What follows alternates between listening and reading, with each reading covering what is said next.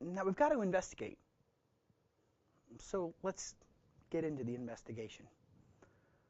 First off, if you think this is going to be, hey, the computer boys down at the computer lab, like on the CSI or those things, we handed them a computer and they go, yep, we cracked into it in 10 minutes and here's all the data. It's not like that. This is slow, methodical, plodding, one step at a time. My friend Don Murdoch, he went and did the EnCase analysis. That's one of the top guidance software. The EnCase certification requires you to do an analysis. He said he spent over 120 hours doing the analysis of one drive.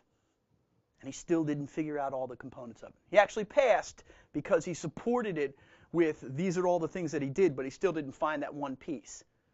Now, that'll work for your certification, but that won't work for the real world. If you search for 120 hours and you come up with no results, you've got to pay attention to detail, you've got to be methodical about it, and you've got to repeat these results over and over and over again. And so that's the tough part about investigations.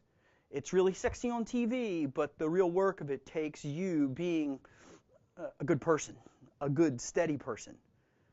You're going to have extensive research into the operating systems or the particular hardware or software that you're working with, knowing what normal events are, normal administration, and what looks abnormal, and how to dig down into the particular tool to find out here is the abnormal pieces of that.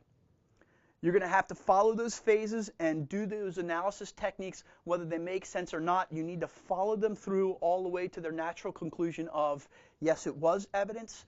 No, it is not evidence. No, it's not supported by the other facts, or I have 10 things that support this and 20 things that are against this. So therefore, it's inconclusive or inappropriate, and you have to be able to turn over all that evidence to somebody else. So you've got to be careful about the methods of attack and understand them. That's why I say to people, hey, before you do this course, maybe you want to do the Certified Ethical Hacker course. So let's look at the key steps in forensics investigations, the rules, the need, forensics resources, the roles, and then we'll talk about corporate investigations, legal issues, and reports. And we're going to come back and see a lot of these items that we're talking about here over this set of recordings. So steps. Investigation is initiated the moment the computer crime is suspected. There's something that's happened. Maybe this is computer crime. Okay, since we've got a policy in place that says follow this, then we'll treat it like that until we get to the point, no, it was just, it just needed to be reset. It wasn't any big deal. It wasn't any bad thing. It just happened to be that the computer didn't do it the right way for that moment in time. It was out of sync. Then we're going to respond, and our first response is to gather that evidence together at that moment in time. This is why I ask a lot of my corporate customers, I say, here's this drive. Take this USB key, and if you suspect on this machine, before you do anything else, shove the USB key in, do the RAM dump to that particular device, pull that out and throw it in a drawer. Here's 20 of them. If it keeps on going and nothing ever happens again, no big deal. But if it happens again, you go, hey, wait a minute, I already got one of these in the drawer. I'm going to go ahead and do another RAM dump right now. Hey, Dean, take a look at these. Then what we're doing is we're saying, okay, we've collected the evidence even though we weren't sure, and we moved on with our day because the business had to get done. Now, at this point, what we might say is, you know what, we're going to need to interact with law enforcement. We pulled this copy off of this machine. It wasn't this end user here. It was somebody attacking our server from the outside. We did a RAM dump of our server. Maybe we need to get somebody else involved in this because we know it was that person at that computer from that IP address, and that IP address is local to here. Hey, it's right around the corner from here. Well, we're going to have to call law enforcement because we don't have the right as a corporate entity to barge into somebody's home and say, hey, I want to take that computer, even if it's our employee, even if it's our computer. We have to be careful about that, and we'll dig down into the law in a little bit. Whatever the first responder procedures are, especially in corporations, we'll make sure that those flow into incident handling, and then they also flow into the forensics investigation process. We'll seize that particular data at that crime scene. We'll make sure that we seize all of it, and that's a big trick, and we're going to go ahead and define what all of it is in a little bit.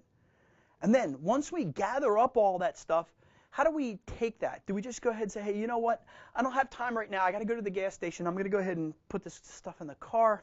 Yeah, I'll lock it in the trunk. It'll be okay. So I'm going to go in and I'll leave the evidence alone. No, I've broken the chain of custody at this point.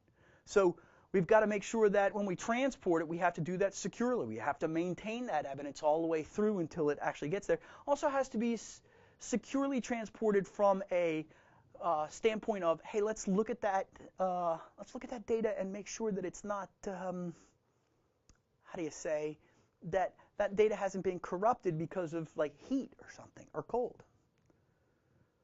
Let's talk about 2 bitstream copies of the evidence being created.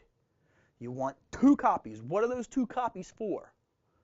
One of them is for you to work off of so that you can do some investigations. The other is a reference copy of that for somebody else to work off of, but you don't actually work off of that extra copy. What you do is you pull those 2 bitstream copies and you say, these 2 copies are exactly the same. And we'll go ahead and examine the original evidence and we'll say the checksum on each one of these 3 is exactly the same. This is my reference set. I hold that reference set off. Somebody comes along from the opposing counsel and says, hey, I want a copy of that evidence. Not touching the original, sorry, that's in the evidence bag, but here's an exact copy. This is the MD5 hash or the SHA hash off of this. I'll make you another copy. We'll compare the 2 hashes, and then you can have a copy. And this becomes the reference set, and the working sets are copies off of that. But you want to make 2 copies at the very beginning to make sure that when you pull down that data, and you may even use 2 different tools, when you pull down that data, that in fact it was stable and consistent, and that it does not change when it comes to a court of law. The idea at this point is to get ready for the chain of custody. Because we've pulled down this evidence, we've wrapped it in an evidence bag, we've labeled it, and we've done all the proper procedures for it, we're prepared at this point. And we say, I am in possession of this particular thing at this particular time. It has not been out of my possession until I transfer it to you. And I record that I've transferred it to you, and you are capable of monitoring this particular evidence until we get it all the way to the court. And while it's waiting and sitting there, we don't have to have somebody sitting there watching it. In our forensic laboratory, we'll probably have an evidence cage that is monitored and maintained appropriately and properly. So that original evidence is going to be stored in a secure location, and then we're going to have this image that's going to be analyzed for evidence. Remember, we've got our working one that we pull off and we say, okay, well, let's analyze this one. We'll create a forensics report from this and say, this is the data that we found. Now, if we're dealing with law enforcement, they're going to say, please look for evidence of this type of crime. We're looking for drug activity. We're looking for tax evasion. We're looking for blah, blah, blah. And you're supposed to focus in on that. So you need to know that up front when you're searching for evidence. You can't say, I'm looking for evidence of drug trafficking, and then you run across something that's extortion, racketeering, or gambling. You say, okay, well, I can't. This is what I came for. This is what I'm shooting for, and I know that that evidence may or may not be there. But this is what you're shooting for because that's what your court order, your warrant is looking for. The report is submitted to the client. We say, okay, here, take a look at this. This is what we found out.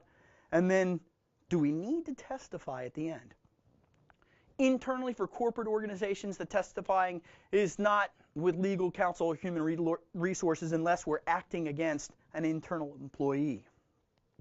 It's usually to the protection teams, to the security teams to say, this is how we stop this in the particular future, and we don't know who this adversary is. Externally, when we go to court, that's entirely different. So that's the steps in the forensics investigation process.